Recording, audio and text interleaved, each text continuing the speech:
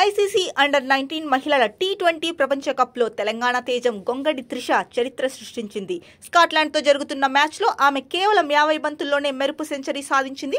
తద్వారా అండర్-19 మహిళల T20 world కప్లో సెంచరీ సాధించిన తొలి ప్లేయర్గా రికార్డుకెక్కింది. ఈ మ్యాచ్లో త్రిష 53 బంతుల్లో 12 ఫోర్లు, 4 సిక్సర్ల సాయంతో సెంచరీ పూర్తి చేసుకుంది. ఈ మ్యాచ్లో మొత్తంగా 59 బంతులు ఎదుర్కొన్న త్రిష 13 ఫోర్లు, 4 సిక్సర్ల సాయంతో 110 పరుగులు చేసి అజేయంగా నిలిచింది.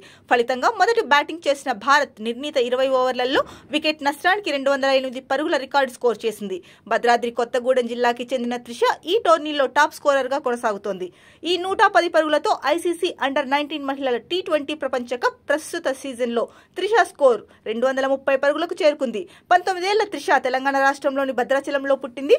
రైట్ హ్యాండ్ బ్యాటింగ్తో పాటు right arm leg break bowling కూడా వేసే త్రిష దేశవాళీ క్రికెట్లో హైదరాబాద్కు ప్రాతినిధ్యం వహించింది. ఇప్పుడు మలేషియా వేదికగా జరుగుతున్న ఐసీసీ అండర్-19 మహిళల టీ20 ప్రపంచ కప్లో భారీగా పరుగులు సాధిస్తూ అందరి దృష్టిని ఆకర్షిస్తోంది. Hats off Trisha.